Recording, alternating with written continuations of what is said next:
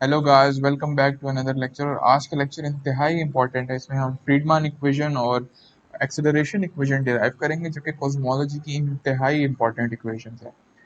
इन दो इक्वेशंस के बगैर कॉस्मोलॉजी हो ही नहीं सकती। In fact I would go so far as to say कि ये दोनों इक्वेशंस मॉडर्न कॉस्मोलॉजिकल रिसर्च की बेस हैं।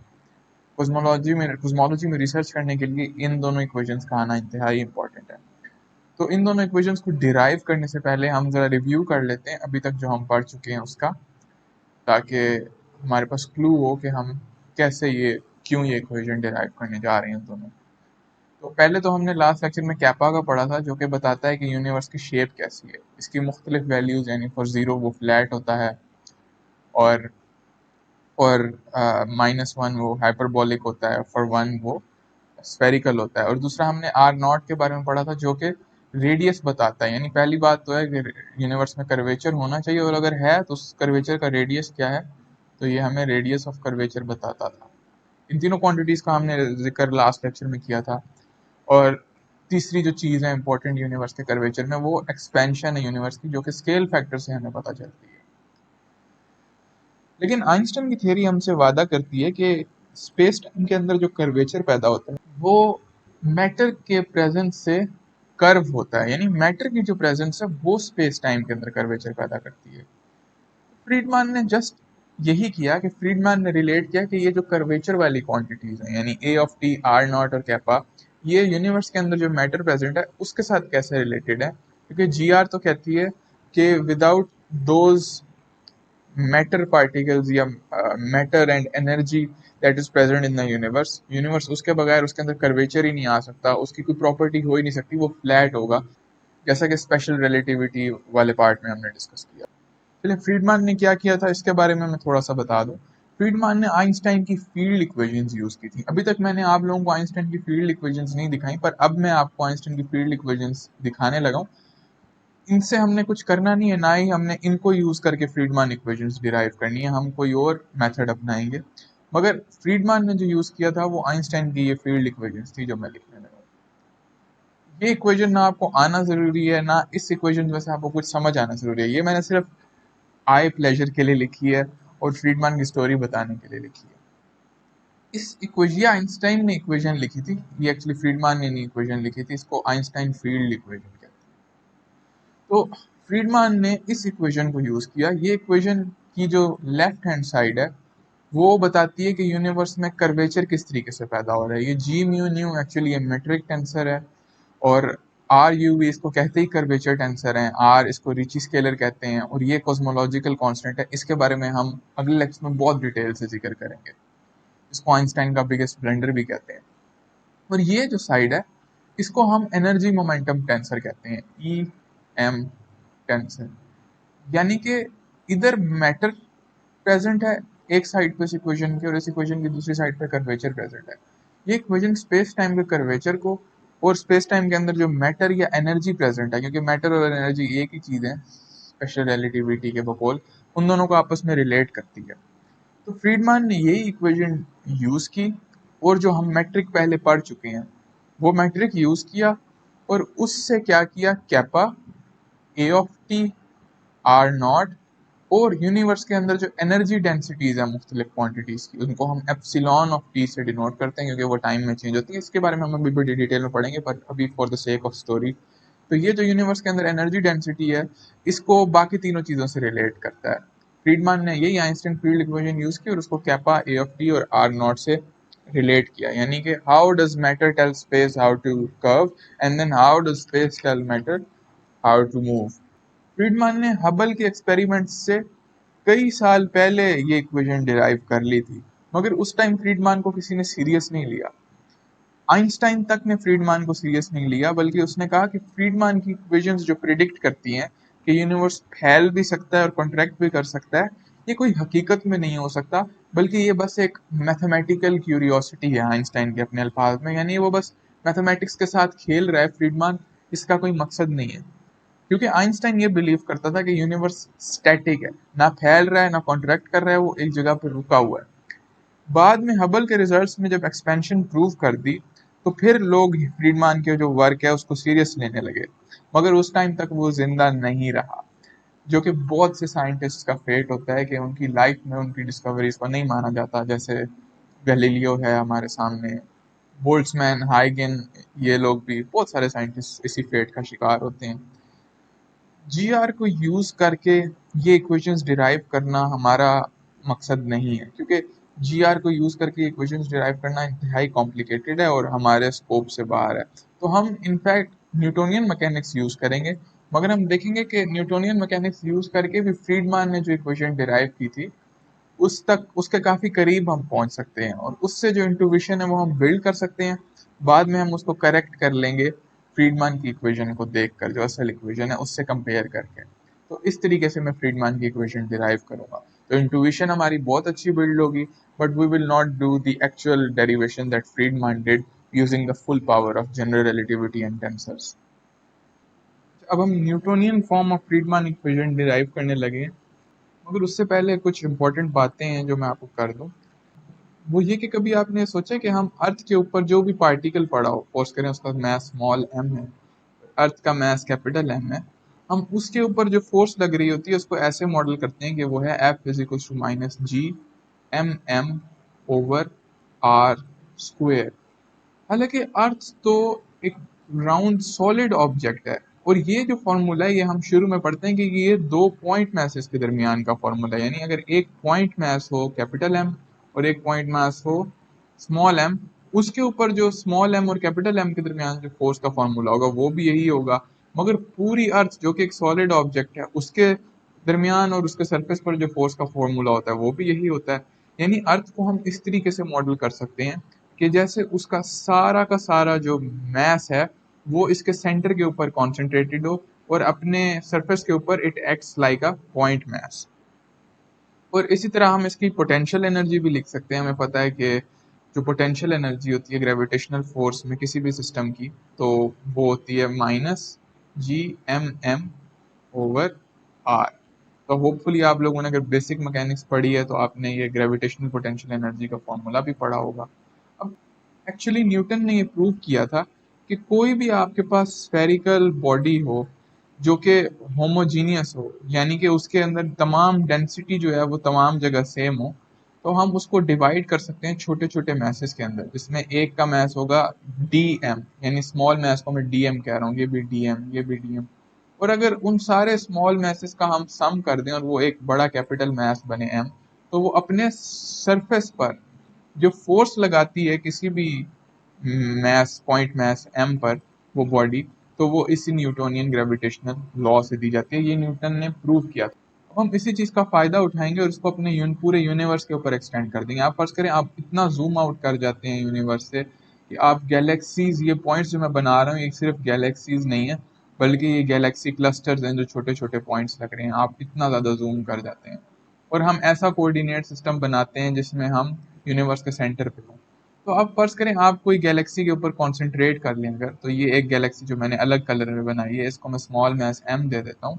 तो मैं आपसे ये पूछता हूँ कि अगर मैं अपने इर्द गिर्द एक इमेजिनरी स्फीयर ड्रॉ कर लूँ जिसका रेडियस उस फासले जितना हो जो मुझसे इस गैलेक्सी का है, और उस फासले को मैं आर कह देता हूँ, कैपिटल आर कह देता हूँ। ये हकीकी फासला है। देखिए हमने दो फासलों का जिक्र किया है ना अभी तक, एक प्रॉपर डिस्टेंस और एक कोऑर्डिनेट डिस्टेंस। अब मैं इसको प्रॉपर डिस्टेंस यानी हकीकी फासला कह रहा हूँ। तो अब यही चीज हम यूज कर सकते हैं क्योंकि यूनिवर्स होमोजीनियस है। तो हम न्यूटन का प्रूफ यूज कर सकते हैं कि इसके अंदर, इस स्फीयर के अंदर जितनी भी गैलेक्सीज हैं, ये गैलेक्सी, इनके स्मॉल मैसेज में ले लूँ D M D M D M, और उनको सम करूं मैं, और इस पूरे स्फीयर के अंदर फर्स्ट कर लें एक मैस आता है कैपिटल एम का। तो इस, ये जो हमारी कॉन्सेंट्रेटेड गैलेक्सी है जिसको हम देख रहे हैं, जिस गैलेक्सी का हम जिक्र कर रहे हैं, उसके ऊपर जो फोर्स लगेगी ना वो होगी F is equal to minus G M M over R square. Same वो चीज जो हमने यूज की थी। अब आप दूसरा सवाल कर सकते हैं कि ये जो बाहर गैलेक्सीज हैं जिनका हमने जिक्र नहीं किया, ये गैलेक्सी ये जो स्फीयर के बाहर हैं, क्या वो इस मैस को कुछ भी नहीं करती, इसको कोई अट्रैक्ट नहीं करती हैं, कुछ भी नहीं करती इसके साथ? तो एक्चुअली उनका इफेक्ट कैंसिल हो जाता है। न्यूटन ने ये भी प्रूव किया था, और सिर्फ जो इस रेडियस के अंदर जो चीजें हैं वो रहती हैं। अगर मैं ये न्यूटन का प्रूव करने बैठ गया तो उस पर एक पूरा अलग से लेक्चर रख लग जाएगा। तो मैं कोशिश करूंगा कि पीडीएफ के अंदर कोई फाइल आप लोगों को डिस्क्रिप्शन के अंदर दे दूं, या फिर हम लोगों को बस ये मान कर और कंटेंट रहना पड़ेगा इसके साथ। तो हम इस तरीके से यूनिवर्स को मॉडल करेंगे। किसी भी एक गैलेक्सी पर जो फोर्स लग रही है वो उस स्फीयर के अंदर तमाम गैलेक्सीज के मास का सम है। उनको पॉइंट पार्टिकल समझ लेते हैं हम एट अ सेंटर जिधर हम हैं, और वो स्फीयर कितना बड़ा होता है, जितना उस गैलेक्सी का हम तक फासला होता है उसको हम स्फीयर का रेडियस बना लेते हैं। तो अब ये मॉडल बना के हम चलेंगे तो इस सिस्टम की फिर ग्रेविटेशनल पोटेंशियल एनर्जी क्या होगी, वो होगी minus G capital M small M over R. हमें पता है यूनिवर्स एक्सपैंड कर रहा है और ये गैलेक्सी वैसे भी कहीं जा रही हो सकती है, तो इस गैलेक्सी की जो वेलोसिटी हम ले लेते हैं वो हम v ले लेते हैं। तो यानी जिस चीज के पास वेलोसिटी होती है उस चीज के पास कोई ना कोई काइनेटिक एनर्जी भी होती है। तो अगर हम एनर्जी कॉन्जर्वेशन यूज करें तो इस सिस्टम की एनर्जी कितनी होगी, हमें पता है एनर्जी कॉन्जर्वेशन होती है ई कांस्टेंट होता है, यानी एनर्जी कभी चेंज नहीं होती। वो kinetic energy plus potential energy के बराबर होती है।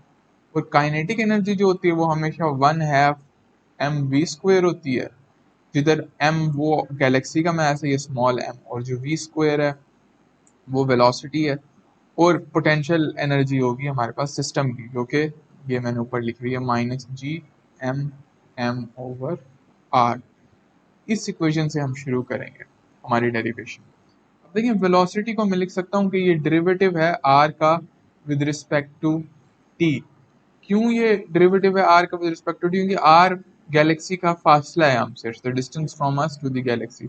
और जैसे जैसे ये फासला चेंज होगा इस फासले का रेट ऑफ चेंज ही तो इसकी गैलेक्सी की क्या कहते हैं वेलोसिटी होगी। और हमने जैसे अपनी कन्वेंशन बनाई हुई है कि टाइम डेरिवेटिव्स को हम डॉट से शो करते हैं, तो मैं आर के ऊपर थोड़ा सा डॉट डाल दूंगा जो कि हमारा ये बन जाएगा। फिर हमारी एनर्जी कंजर्वेशन की इक्वेशन क्या बन जाएगी, एनर्जी कंजर्वेशन की इक्वेशन हमें दे देगी 1/2 m r dot square minus G M M over R.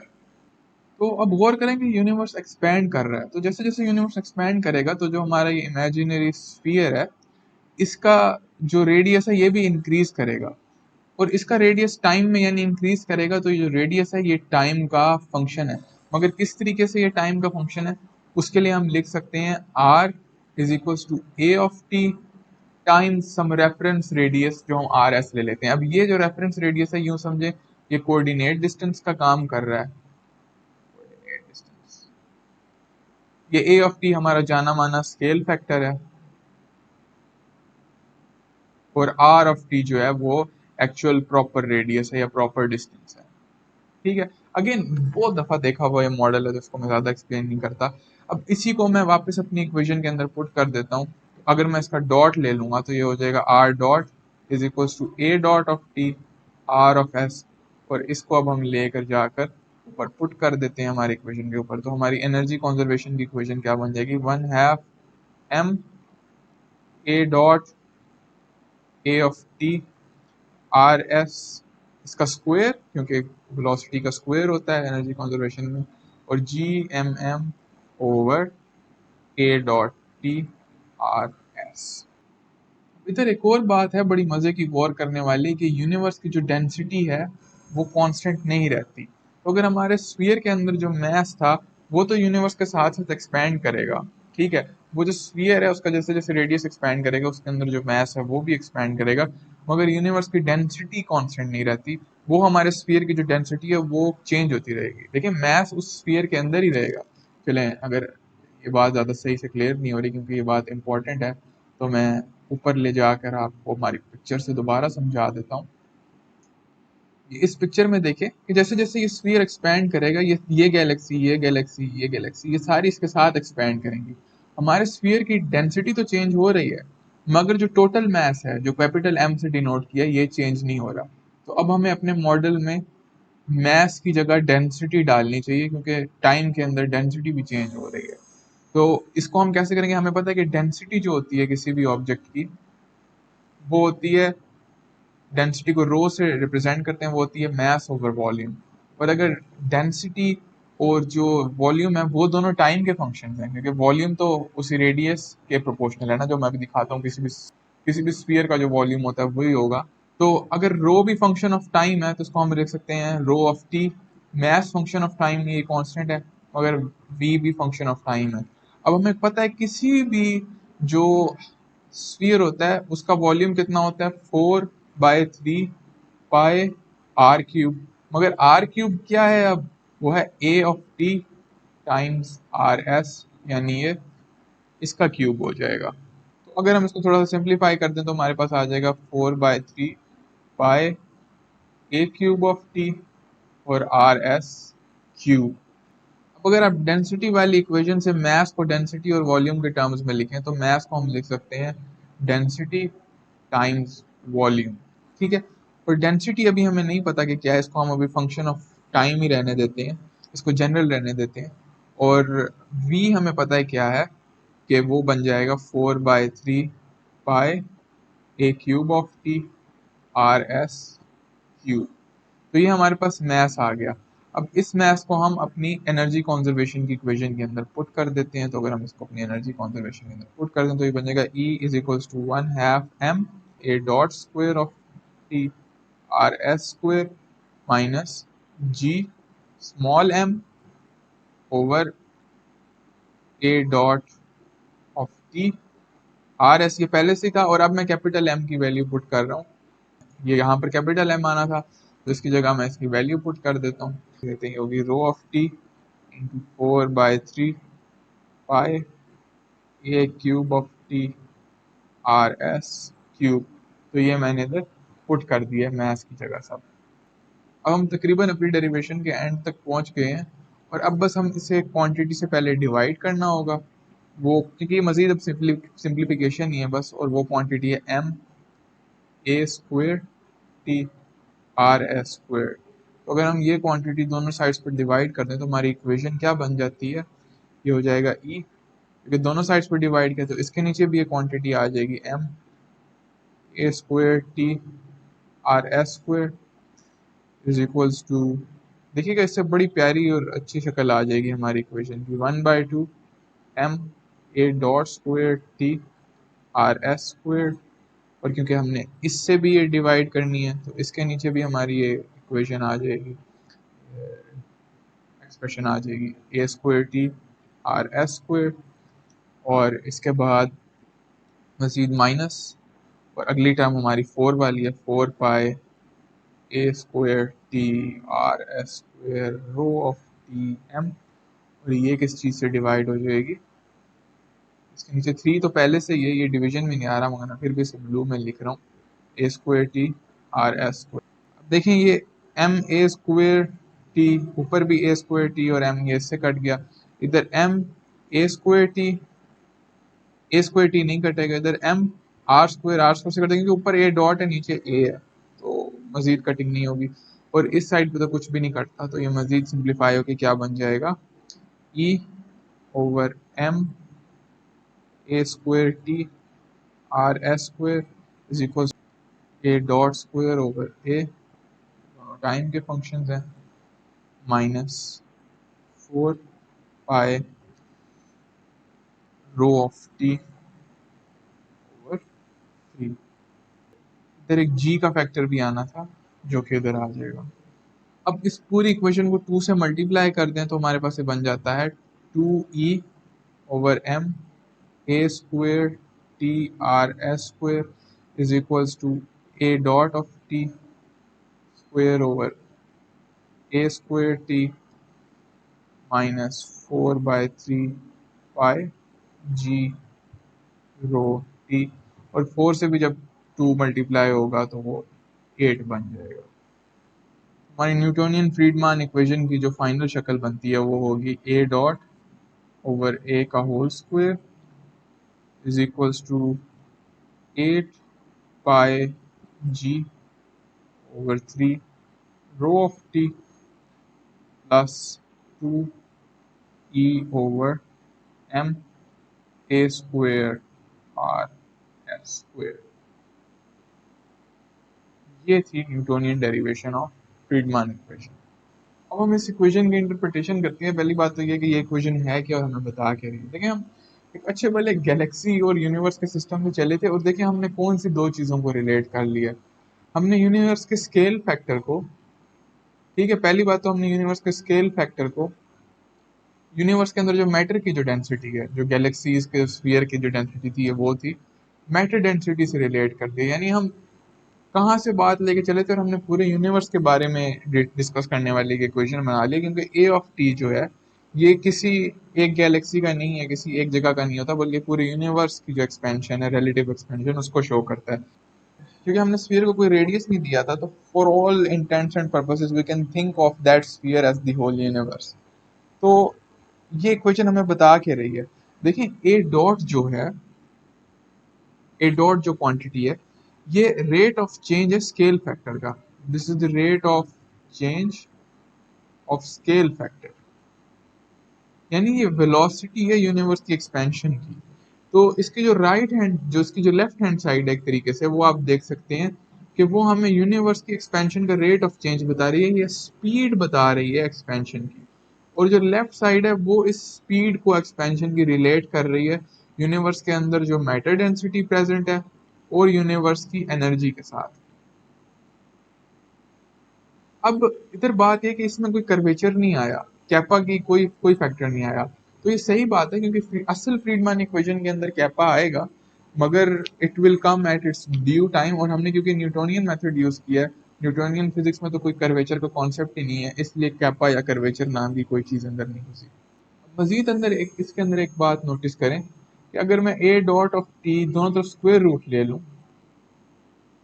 तो ये ए dot of T over A of T हो जाएगा। इसके दो सॉल्यूशंस आ जाएंगे, प्लस माइनस, और ये जितनी भी ये क्वांटिटी है इसके अंदर आ जाएगी। ये क्वांटिटी मैं नहीं लिख रहा क्योंकि इट्स नॉट इम्पोर्टेंट, मगर ये देखिए इसके दो सॉल्यूशंस आते हैं, एक इसका नेगेटिव सॉल्यूशन है, ठीक है, और एक इसका पॉजिटिव सॉल्यूशन है।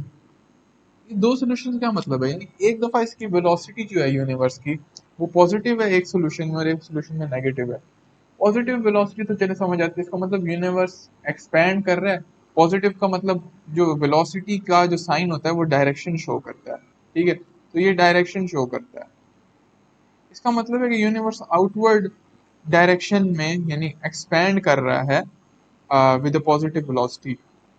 और हमारी इक्वेशन क्योंकि एक नेगेटिव सोल्यूशन वो कर रही है, नेगेटिव सोल्यूशन अलाउ कर रही है, इसका मतलब है कि यूनिवर्स कॉन्ट्रैक्ट भी कर सकता है, यानी वेलोसिटी का साइन नेगेटिव हो सकता है। इसका मतलब है कि यूनिवर्स कॉन्ट्रैक्शन की तरफ भी जा सकते हैं। यानी इसके दो अवेलेबल सॉल्यूशंस जो हैं, एक पॉजिटिव सोल्यूशन और एक नेगेटिव सोल्यूशन। पॉजिटिव सोल्यूशन ये शो करता है कि यूनिवर्स एक्सपैंड भी कर सकता है, नेगेटिव सोल्यूशन ये शो करता है कि यूनिवर्स कॉन्ट्रैक्ट भी कर सकता है। कब पॉजिटिव आएगा कब नेगेटिव आएगा, ये जब हम इस इक्वेशन को ज्यादा डिटेल्स में अगले लेक्चर्स में स्टडी करेंगे तब हम देखेंगे। मगर इससे बस ये जरूर शो होता है कि यूनिवर्स के अंदर एक्सपेंशन और कॉन्ट्रैक्शन दोनों अलाउड है अकॉर्डिंग टू दिस इक्वेशन। तो फाइनली हम इस इक्वेशन को ऐसे इंटरप्रेट कर सकते हैं कि ये इक्वेशन हमें रिलेशन दे रही है वेलोसिटी ऑफ एक्सपेंशन का, यानी यूनिवर्स किस स्पीड से एक्सपेंड कर रहा है, विद किसके साथ, विद द मैटर डेंसिटी जो कि रो ऑफ टी से शो हो रही है, प्लस एनर्जी ऑफ यूनिवर्स। अब ना हम इस इक्वेशन को यूनिवर्स की मुख्तलिफ एनर्जी वैल्यूज के लिए स्टडी करेंगे, मगर पहले हमें इस इक्वेशन को मजीद अच्छी तरीके से स्टडी करने के लिए ना रो ऑफ टी का कोई एक्चुअल फॉर्म चाहिए। तो हमें रो ऑफ टी की फॉर्म यानी डेंसिटी जो है हमें ये पता है, यूनिवर्स की हमने डिफाइन की थी, ये मास ओवर वॉल्यूम है। और हम वॉल्यूम को हम लिख सकते थे, ऊपर मास आ जाएगा, नीचे जो हमारे पास वॉल्यूम आता था वो आता था 4/3 pi R S cube A cube. मगर आप गौर करें ये जितनी भी चीज है ये सारी तो कांस्टेंट है, अगर हम इसको वापस अंदर डालते हैं तो इक्वेशन बहुत अगली हो जाएगी, इसके अंदर बहुत सारे कांस्टेंट्स आ जाएंगे। तो इस पूरी चीज को मैं सी कह रहा हूँ और हम इस पे इतना गौर नहीं करेंगे, ठीक है। इस सी को हम बस एक कांस्टेंट सी लेते हैं, हम बस इस इक्वेशन को जरा अच्छे से समझना चाह रहे हैं, और हम कांस्टेंट्स में इतने इंटरेस्टेड नहीं है, कांस्टेंट्स क्या कह रहे हैं। चले अभी हम ऊपर वाली फ्रीडमैन इक्वेशन के अंदर पुट कर देते हैं, तो ये हमारे पास बन जाएगी A dot over A squared is equals to 8 pi g/3। और ये रो की जगह मैं डाल रहा हूँ, ये रो की जगह मैं c ओवर ए क्यूब डाल रहा हूँ, c ओवर ए क्यूब प्लस 2e ओवर m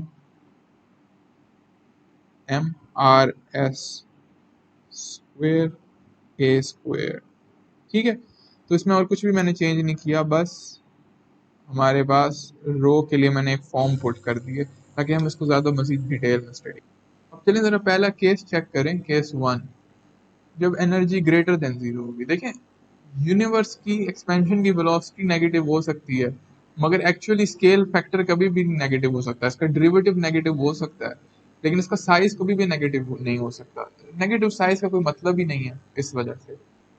अब देखें, हमारे केस 1 के अंदर हम लेते हैं कि एनर्जी पॉजिटिव होगी यूनिवर्स की, तो इसके अंदर ये तमाम पूरी इक्वेशन ये पॉजिटिव रहेगी, ये पूरी जो साइड है ये पॉजिटिव है, क्योंकि ये टर्म भी फिर पॉजिटिव होगी, क्योंकि M2E RSA ये सब पॉजिटिव रहेंगे, और जो पहली टर्म है वो भी पॉजिटिव रहेगी, क्योंकि इसके अंदर क्या होगा, 8πg/3c ये सब पॉजिटिव है, ए भी पॉजिटिव है।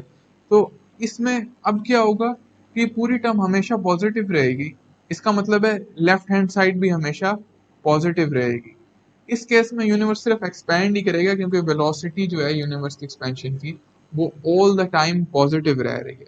तो यूनिवर्स की वेलोसिटी अगर पॉजिटिव रहेगी, पॉजिटिव वेलोसिटी यानी साइन शो करती है ट्रैवलिंग का, जो कि हमने हमारे लिए एक्सपेंशन का मतलब है। तो जब एनर्जी यूनिवर्स की पॉजिटिव होगी तो यूनिवर्स क्या करेगा, सिर्फ एक्सपैंड करेगा, और एक्सपैंड कब तक करेगा, फॉर एवर। अब केस 2 जरा चेक करें, जब यूनिवर्स की एनर्जी नेगेटिव होगी, तो केस 2 में ये वाली जो टर्म है ये नेगेटिव हो जाएगी। फिर क्या होगा कि ये दोनों टर्म्स आपस में फाइट करेंगी, ये पॉजिटिव टर्म और ये वाली नेगेटिव टर्म आपस में फाइट करेंगी। कौन जीतेगा ये मैं अभी बताता हूँ। ये कैसे पता चलेगा, ये इस ए क्यूब को देख के पता चलेगा। देखिए, जब यूनिवर्स का साइज बहुत स्मॉल होगा ना, तो पॉजिटिव टर्म जीत रही होगी, ये बड़ी होगी, क्योंकि इस पॉजिटिव टर्म के नीचे 1/a³ है। साइज बहुत स्मॉल होगा तो ए की वैल्यूज बहुत स्मॉल होंगी, और हमें पता है 0. फॉर एग्जाम्पल 0.01 का जो क्यूब है वो बड़ा होता है 1/0.01 के स्क्वायर से। तो जब यूनिवर्स के अंदर ए की वैल्यूज स्मॉल है, तो फिर ये वाली जो टर्म है ये विन करेगी, ठीक है, पॉजिटिव टर्म। और यूनिवर्स पहले क्या करेगा, एक्सपैंड करेगा, ठीक है। लेकिन ये यहाँ रुकता नहीं है ये सिलसिला। लेकिन जैसे जैसे यूनिवर्स का साइज बढ़ेगा, ये ये वाली जो पॉजिटिव टर्म है इसकी वैल्यू कम होना शुरू होगी। फॉर एग्जाम्पल, अगर ये यूनिवर्स का साइज 2 हो जाता है, तो 1/2³ जो होगा ये हमेशा लेस होगा 1/2 के स्क्वायर से। उस टाइम यहाँ जो नेगेटिव टर्म है इसके अंदर स्क्वायर आ जाएगा। तो नेगेटिव टर्म जब यूनिवर्स का साइज बड़ा होगा एक हद से ज्यादा, तो नेगेटिव टर्म जो है ये ओवरकम कर लेगी, और बीच में एक ऐसी वैल्यू भी आएगी जिसमें ये पूरी इक्वेशन एक बिल्कुल 1 सेकेंड ऑफ टाइम के लिए, एक मोमेंट पर टाइम के लिए वो जीरो हो जाएगी, ठीक है। तो यानी एक्सपेंड्स तो स्टॉप्स मोमेंटेरली, यानी फिर ये 1 सेकेंड में रुकेगा भी सही, and then starts contracting, contract करेगा और फिर वापस ये यूनिवर्स खत्म हो जाएगा। तो नेगेटिव एनर्जी सोल्यूशन यूनिवर्स का ये फेट प्रिडिक्ट करता है। लेकिन क्योंकि स्केल फैक्टर ने टाइम में चेंज होना ही होना है, इसलिए हम स्केल फैक्टर्स को देखकर ये इंटरप्रिटेशन कर रहे हैं, और यूनिवर्स का जब साइज बढ़ता है तो स्केल फैक्टर की वैल्यू भी बढ़ती है। अब जरा केस 3 देखें। केस 3 के अंदर ई को हम 0 ले लेते हैं, ठीक है। अभी सारा गंद मैं मिटाता हूँ, बहुत अननीट हो गया सब कुछ। अगर ई को मैं 0 ले लूँ तो ये तो पूरी साइड ही 0 हो जाएगी, ठीक है। तो हमारे पास बस ये पॉजिटिव एनर्जी वाली टर्म बचती है, मगर ये पॉजिटिव एनर्जी वाली टर्म के साथ क्या हो रहा है, ये टर्म 0 को अप्रोच कर रही है, क्योंकि जैसे जैसे यूनिवर्स का साइज बढ़ेगा, ए स्केल फैक्टर यानी जैसे जैसे बढ़ेगा, तो हमारे पास क्या होगा, ये वाली चीज क्योंकि 1/a³ है इसमें, तो ये वाली चीज 0 को अप्रोच करेगी। इसका मतलब है कि universe expands always, expands always, but ever so slowly. यानी एक्सपैंड तो करता है बट एवर सो स्लोली, यानी आहिस्ता होता जाता है, होता जाता है, होता जाता है। तो जब a की वैल्यू इंफिनिटी हो जाएगी, तो ये साइड 1/इंफिनिटी बन जाएगी, यानी ये साइड 0 अप्रोच कर देगी। मगर ये इनफिनिट, तो यूनिवर्स का साइज ऑल्दो बढ़ता जा रहा है, बढ़ता जा रहा है, but it should become infinite at an infinite time. See, इधर मैं एक रफ एनालॉजी शो करना चाह रहा हूँ। ये जो यूनिवर्स का फेट है ना, ये ऑलमोस्ट एक अर्थ और एक बॉल सिस्टम जैसा है। तो अगर मैं इधर ये अर्थ बनाई है मैंने, और आप अर्थ से एक बॉल को थ्रो करते हैं ना विद सम वेलोसिटी v, तो अगर तो आप बॉल को इतनी ज्यादा वेलोसिटी देंगे कि अगर आप इसकी इक्वेशन बनाएं तो ये होगी kinetic energy 1/2 mv² plus potential energy जो कि होगी -gmm/r। ठीक है।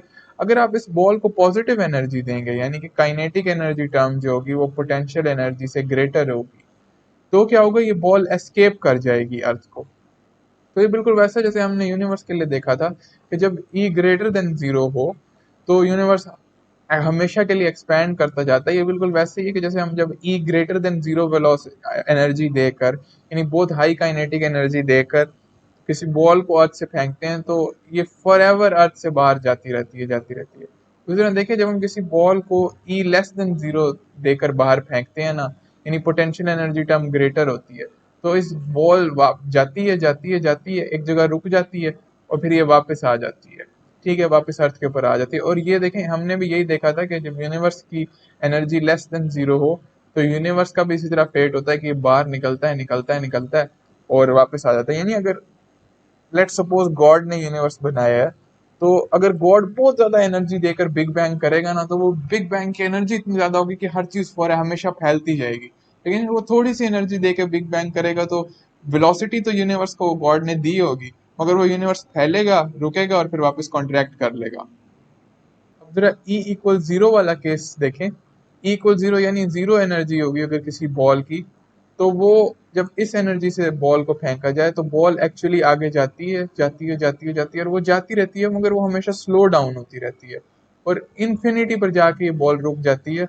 और एक्चुअली हम ये वेलोसिटी भी निकाल सकते हैं इधर से, अगर हम ये ई को जीरो पुट कर लें तो ये हमारे पास ये इक्वेशन दे देगी 1/2 mv² इक्वल्स g/m/r, और ये m से m कट जाएगा और वेलोसिटी 2 gm/r आती है। और हम देख सकते हैं कि जैसे जैसे r इन्फिनिट होता जाएगा वेलोसिटी जीरो होती जाएगी। तो यूनिवर्स की एनर्जी से जो हम फैक्ट्स डिड्यूस किए हैं फ्रीडमान इक्वेशन से, वो एक्चुअली एनालगस हैं जैसे कि एक बॉल को अर्थ से फेंका गया हो। बहुत ज़्यादा एनर्जी हो तो वो बॉल हमेशा जाती रहेगी और यूनिवर्स हमेशा एक्सपैंड करता रहेगा। कम एनर्जी हो तो नेगेटिव एनर्जी हो तो वो बॉल वापस आ जाती है, और अगर ज़ीरो एनर्जी हो तो it expands but ever so slowly.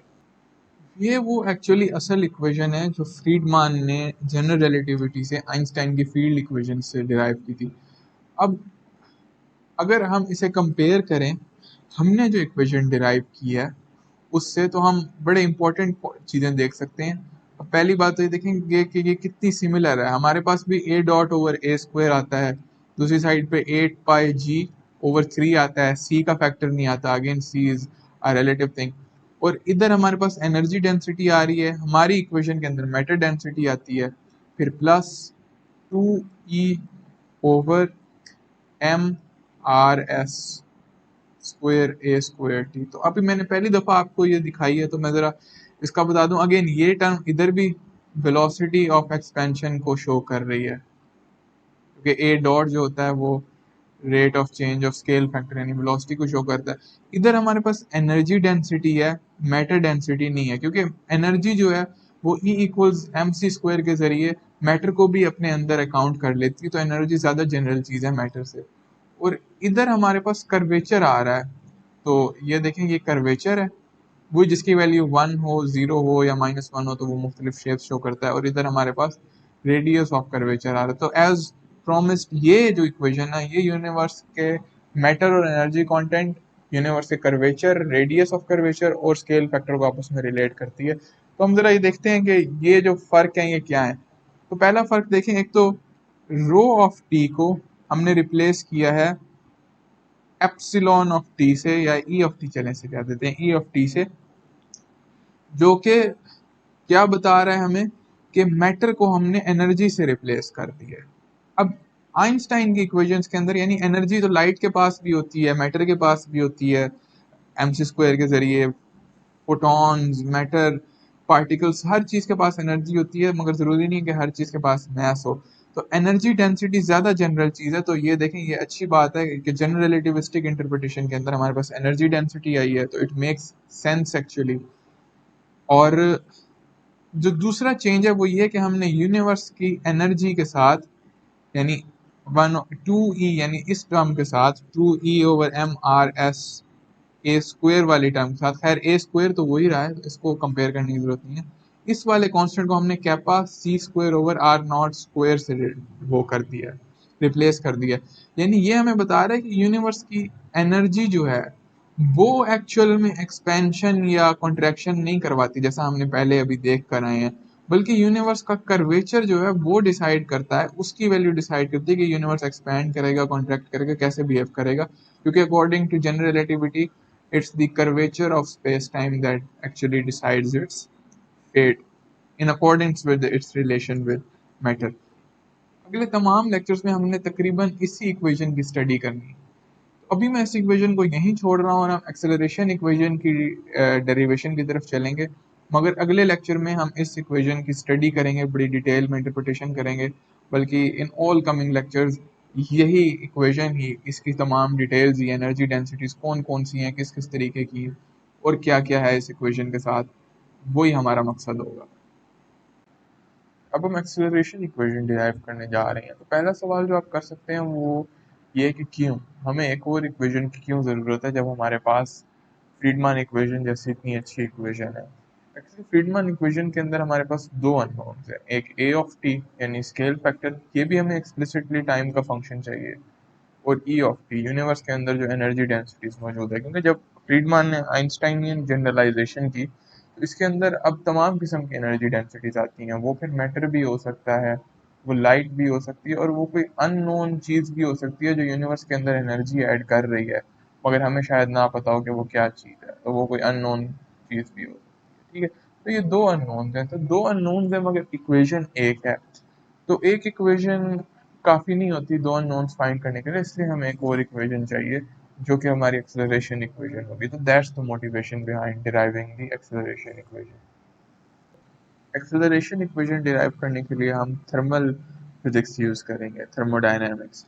Einstein ने थर्मोडायनेमिक्स के बाद कहा था कि के बारे में कहा था कि एक दिन ऐसा आएगा जब तमाम फिजिक्स की थेरीज किसी बेहतर थेरी से रिप्लेस हो चुकी होंगी, उसकी अपनी जनरल रिलेटिविटी और क्वांटम मैकेनिक्स तक किसी बेहतर थेरी से रिप्लेस हो जाएंगी, मगर थर्मल फिजिक्स कभी किसी बेहतर थेरी से रिप्लेस नहीं होगी, क्योंकि वो अपने आप में इंतहाई जनरल और खूबसूरत थेरी है। अब हम थर्मल फिजिक्स को यूज़ करके जो इक्वेशन निकालेंगे ना, उसको हमें कभी एडजस्ट नहीं करना पड़ेगा, actually it will work just right. ऐसा नहीं होगा जैसे फ्रीडमान इक्वेशन के लिए हमने किया था कि न्यूटोनियन फॉर्म ठीक नहीं थी तो उसको फिर हमने जनरल रिलेटिविटी वाली फॉर्म से रिप्लेस किया था। ये जैसे हम डिराइव करेंगे वैसे ही यूज़ करेंगे। तो डेरिवेशन से पहले हमें मॉडल अपने जहन में कोई रखना पड़ेगा। तो अगेन मॉडल यही होगा कि हम एक स्फीयर इमेजिन करेंगे, ये हमारा यूनिवर्स का काम करेगा। इस स्फीयर के अंदर कुछ भी हो सकता है, यानी मैटर भी हो सकता है, जो मैं पॉइंट्स बना रहा हूँ ये मैटर भी हो सकता है, ये फोटॉन्स भी हो सकते हैं, ये कोई अननोन क्वांटिटी भी हो सकती है जो यूनिवर्स के अंदर एनर्जी डेंसिटी पैदा कर रही है। तो इस ये स्फीयर हमारे यूनिवर्स का काम कर रहा है, और जैसे जैसे यूनिवर्स एक्सपैंड कर रहा है तो ये स्फीयर भी हमारा एक्सपैंड कर रहा है, तो ये हमारा अब मॉडल बनेगा। और model is a sphere that represents the universe, जिसके अंदर तमाम किस्म की एनर्जी डेंसिटी वाले पार्टिकल्स हैं और ये स्फीयर एक्सपैंड कर रहा है। तो थर्मोडायनेमिक्स को यूज़ करते हुए हम पहले फर्स्ट लॉ से जो इक्वेशन लिखते हैं वो ये लिखेंगे कि डी क्यू यानी heat given to a system is equals to the change in total energy of the system plus the work done on the system, और वर्क डन को हम पी डी वी से शो करेंगे, जिसके अंदर P pressure होगा और D V होगा चेंज इन वॉल्यूम। तो अगर आप यूनिवर्स को एक आइसोलेटेड सिस्टम समझें, यानी यूनिवर्स के बाहर तो कुछ नहीं है, तो यूनिवर्स के अंदर हीट कहीं से नहीं आ सकती, तो डी क्यू को हम इसलिए ज़ीरो ले सकते हैं। या इस स्फीयर को आप यूनिवर्स के अंदर ही एक स्फीयर इमेजिन करना चाहते हैं तब भी आप डी क्यू ज़ीरो ले सकते हैं, क्योंकि यूनिवर्स इक्विलिब्रियम में है। तो जब दो चीज़ें इक्विलिब्रियम में होती हैं तो वो आपस में हीट ट्रांसफ़र नहीं करते हैं, क्योंकि वो सेम टेम्परेचर पर होती हैं। तो इधर डी क्यू को ज़ीरो डाल देते हैं तो लेफ्ट साइड ज़ीरो हो जाएगी, ये हमारे पास बन जाएगा D E plus P D V, और दोनों साइड्स पर मैं अगर डी टी से डिवाइड कर दूं तो यहाँ पे मेरे पास D E by D T हो जाएगा plus P D V by D T हो जाएगा।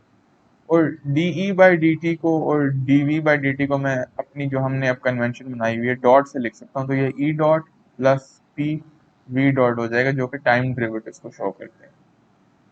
अब यानी कि हमें ई डॉट भी चाहिए और वी डॉट भी चाहिए, तब जाके इस इक्वेशन को हम किसी वर्केबल फॉर्म में ला पाएंगे।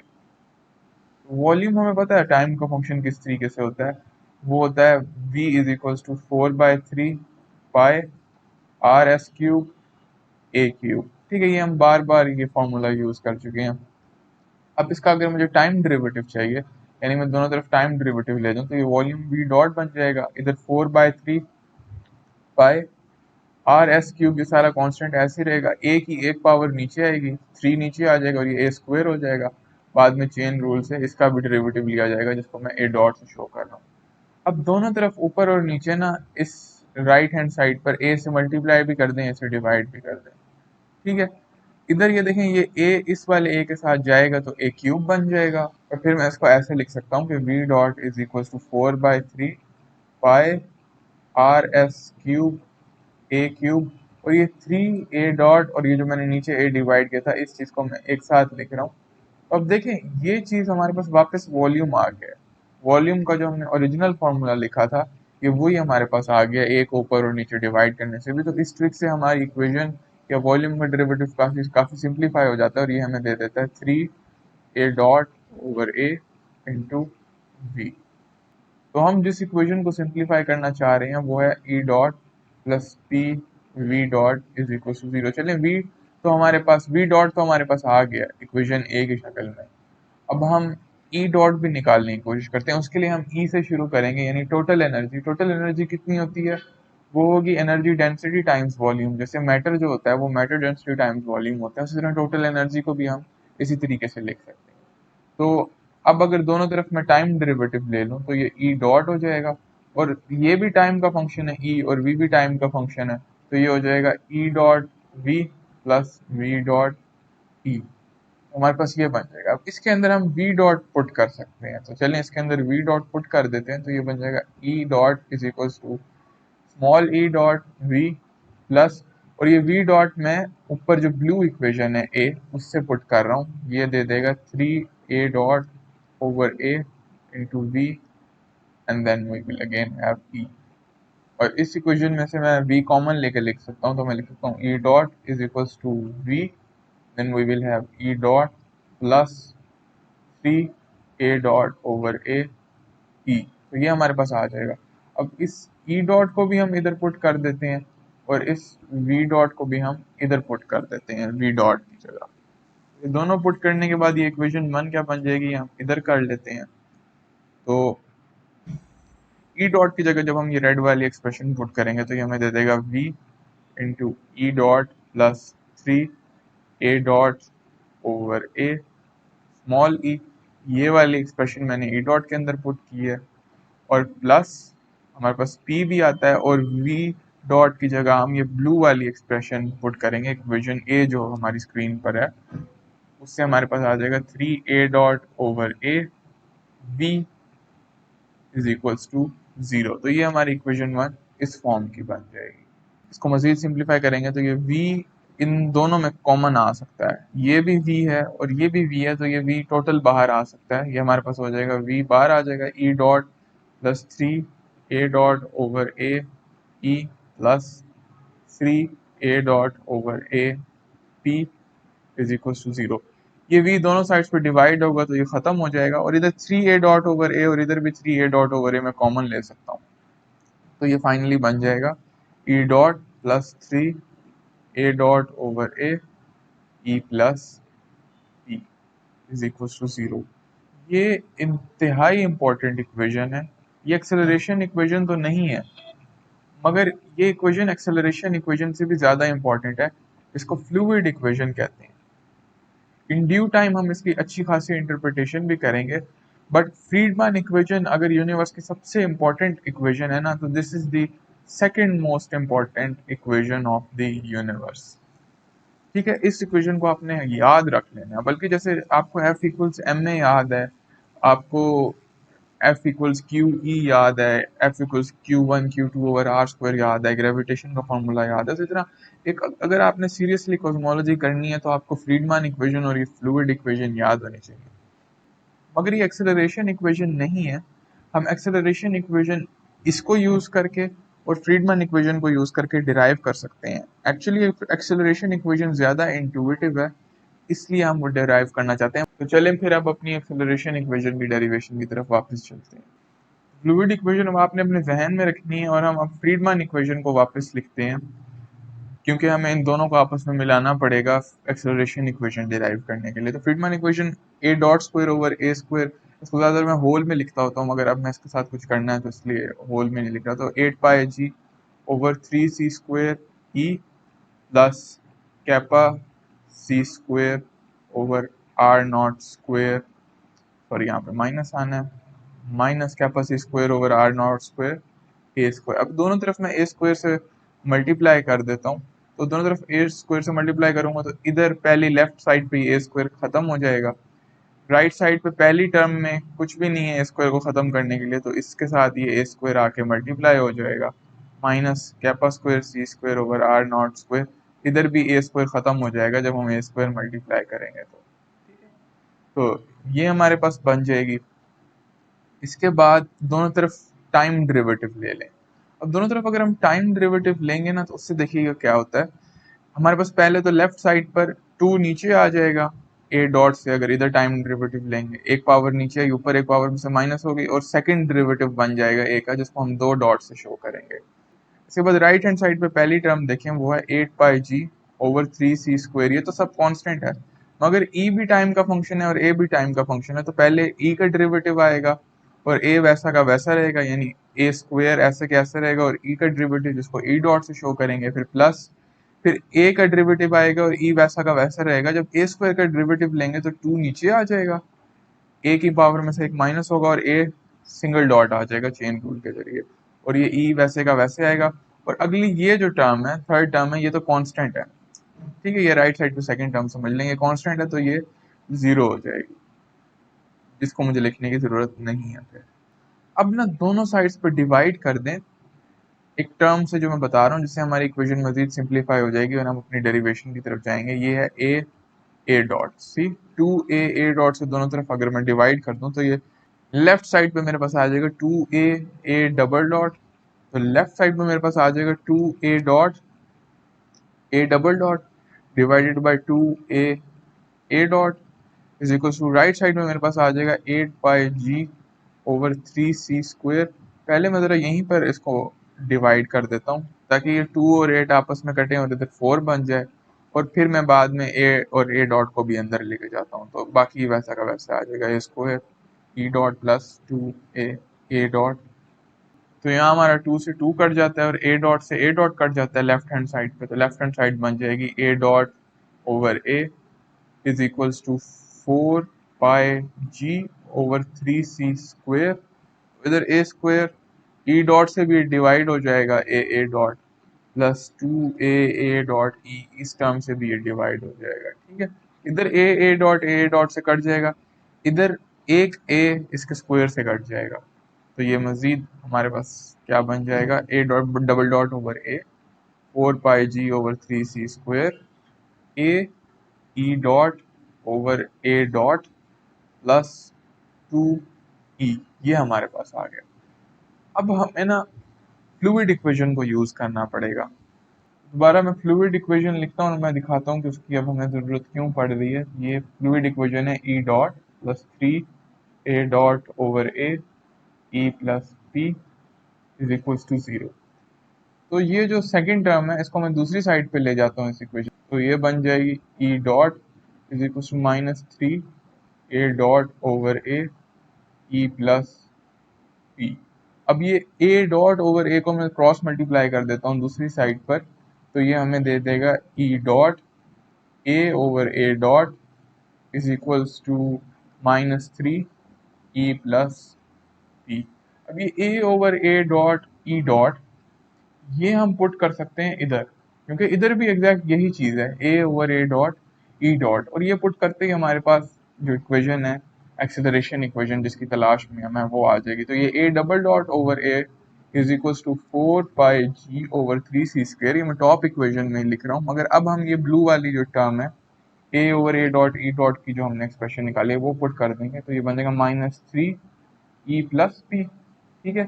ये एक्सप्रेशन मैंने इसके अंदर पुट कर दिया, प्लस 2e, ठीक है।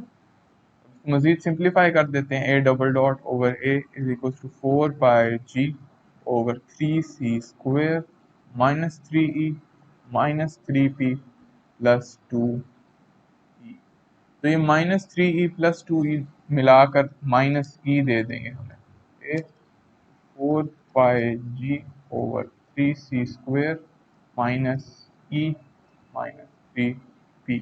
और ये माइनस साइन में कॉमन ले लेता हूँ तो हमारे पास आ जाएगा -4 pi G over 3c² E plus 3p।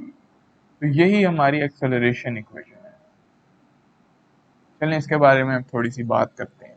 ये भी हमने एक्सेलरेशन इक्वेशन डिराइव की है, ये भी इंतहाई इंपॉर्टेंट इक्वेशन है, मगर इसलिए नहीं कि हमें कोई नई इन्फॉर्मेशन दे रही है, क्योंकि इसकी जो डेरिवेशन है वो तो फ्रीडमान इक्वेशन और फ्लूइड इक्वेशन जो हमने बनाई थी उसको आपस में मिला मिलू के आ जाती है। तो ये कोई नई इन्फॉर्मेशन नहीं दे सकती ऐसी जो फ्रीडमान इक्वेशन और फ्लूइड इक्वेशन को मिलाकर हमारे पास आए, मगर ये इंटुइटिव बहुत है। तो अब हम देखेंगे वैसे ये इंटुइटिव क्यों है। देखें, चीज़ों की जो एनर्जी डेंसिटीज होती हैं वो तो ज़्यादातर पॉजिटिव ही होती हैं, तो ये जो टर्म है ये पॉजिटिव ही रहेगी, और ज़्यादातर चीज़ों का प्रेशर भी पॉजिटिव होता है, तो इसकी ये टर्म भी पॉजिटिव रहेगी। तो बाकी सारे तो कांस्टेंट्स हैं पॉजिटिव, तो ये वाली जब पूरी टर्म कांस्टेंट रहती है तो इधर माइनस साइन आता है। इसका मतलब है कि यूनिवर्स के स्केल फैक्टर का जो डबल डॉट है, जो एक तरीके से हमें एक्सपेंशन की एक्सेलरेशन बता रहा है, वो नेगेटिव रहता है। एक्सपेंशन एक्सेलरेशन, जैसे ए डॉट हमें एक्सपेंशन की वेलोसिटी बताता था कि एक्सपेंशन कितनी स्पीड से हो रही है, और अगर वो पॉजिटिव होता था तो ये हमें बताता था कि एक्सपेंशन आउटवर्ड है या इनवर्ड है, यानी एक्सपेंशन है या कॉन्ट्रैक्शन है। उसी तरह ए डबल डॉट हमें बताता है कि ये जो यूनिवर्स की एक्सपेंशन हो रही है इसके अंदर एक्सेलरेशन कैसी है, यानी क्या यूनिवर्स फैल रहा है, और जब ये फैल रहा है तो क्या ये ज़्यादा से ज़्यादा तेज़ी से फैलता जा रहा है, या इसके फैलाव की स्पीड कम होती जाती है, फिर ये रुकती है कहीं पर और फिर ये वापस कॉन्ट्रैक्ट करना शुरू कर देती है। तो देखिए, अगर तो ई भी पॉजिटिव है और पी भी पॉजिटिव है, तो ये जो ए का डबल डॉट है यानी एक्सपेंशन की एक्सेलरेशन है, ये नेगेटिव है। तो नेगेटिव एक्सेलरेशन को आप कैसे इमेजिन करते होते हैं? नेगेटिव एक्सेलरेशन को हम ज़्यादातर एक अर्थ सिस्टम से इमेजिन कर सकते हैं। आप फर्ज करें कि अगर ये अर्थ मैंने बनाई है और अर्थ के ऊपर आप जैसे कोई बॉल ऊपर फेंकते हैं, तो आपको पता है ग्रेविटेशन की वजह से -g की एक्सेलरेशन पैदा होती है। तो इसका मतलब ये बॉल ऊपर तो जाती है, यानी बॉल पॉजिटिव वेलोसिटी में जा सकती है, मगर बॉल को रुकना पड़ेगा एक जगह पर, और फिर बॉल को अपनी वेलोसिटी रिवर्स करके वापस आना पड़ेगा। उसी तरह अगर एक्सेलरेशन यूनिवर्स की हमेशा नेगेटिव रहती है, इसका मतलब है कि यूनिवर्स कभी एक्सपेंशन फेज में हो सकता है, और जैसे हबल को नजर आया है कि यूनिवर्स एक्सपैंड कर रहा है, तो जरूरी नहीं है कि नेगेटिव एक्सेलरेशन का यही मतलब हो, कोई एक्सपैंड कर ही नहीं सकता। नेगेटिव एक्सेलरेशन का यही मतलब है कि अगर ये एक्सपैंड भी कर रहा है तो it should expand slowly slowly slowly and then it should stop somewhere, and then the expansion should reverse itself, as you can see from the ball and earth example I have given। तो negative acceleration हमें ये बता रही है normal चीजें जो हमारे इर्द गिर्द हैं, जैसे गैसेस होती हैं, जैसे लाइट है, इन सब का प्रेशर पॉजिटिव होता है, और एनर्जी डेंसिटी तो हर चीज की ही पॉजिटिव होती है। इसका मतलब है हमारे यूनिवर्स का क्या यही फेट है कि ये अभी एक्सपैंड कर रहा है, एक दिन रुक जाएगा और ये कॉन्ट्रैक्ट कर लेगा और हर चीज वापस एक पॉइंट के अंदर आकर खत्म हो जाएगी? नहीं। अगर हमें कोई चीज़ ऐसी मिल जाए जिसका प्रेशर नेगेटिव हो, नेगेटिव प्रेशर का क्या मतलब है, इस पर हम अभी ध्यान नहीं देते, बस इसको एक क्वांटिटी समझें। अगर हमें कोई चीज़ ऐसी मिल जाए ना जिसका प्रेशर नेगेटिव हो, तो यहाँ पर हमारे पास क्या हो सकता है, और वो एनर्जी डेंसिटी से बड़ा हो जाए, तो यहाँ हमारे पास क्या हो सकता है कि नेगेटिव साइन आ सकता है। ये नेगेटिव साइन अगर एनर्जी डेंसिटी से बड़ा हो जाए तो ये बाहर एक्सेलरेशन इक्वेशन का साइन पॉजिटिव कर सकता है, यानी एक्सेलरेशन पॉजिटिव भी हो सकती है। और अगर यूनिवर्स की एक्सेलरेशन पॉजिटिव होगी तो एक तो ये बाहर की तरफ फैलेगा फैलेगा, और ना सिर्फ फैलेगा बल्कि it will spread and expand ever faster. और जिसको कॉस्मोलॉजी में इंटरेस्ट है उसने सुना होगा कि हमारा यूनिवर्स एक तो फैल रहा है और इसके अंदर एक्सेलरेटेड एक्सपेंशन है, यानी इसकी एक्सपेंशन एवर फास्टर है। इसका मतलब तो यही है कि यूनिवर्स के अंदर नेगेटिव प्रेशर वाली कोई चीज़ है, और वो कोई चीज़ नहीं है बल्कि वो वही चीज़ है जिसको हम बड़ी मिस्टीरियस चीज़ डार्क एनर्जी कहते हैं। डार्क एनर्जी के बारे में बड़ी डिटेल में हम अगले लेक्चर में पढ़ेंगे। डार्क एनर्जी हमारी इक्वेशंस में कॉस्मोलॉजिकल कांस्टेंट की शक्ल में आएगी, जो कि आइंस्टाइन ने अपना सबसे बड़ा ब्लंडर समझा था। मगर उससे फिजिक्स को बहुत ज़्यादा फायदा हुआ।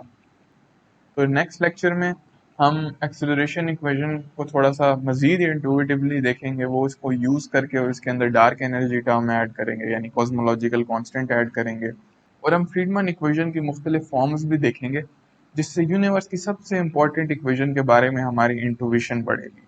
तो नेक्स्ट लेक्चर में मिलते हैं, और I apologise if there was too much maths in this lecture, but I wanted to get over with the maths in one lecture so that we can do physics and intuition in the next one. See ya.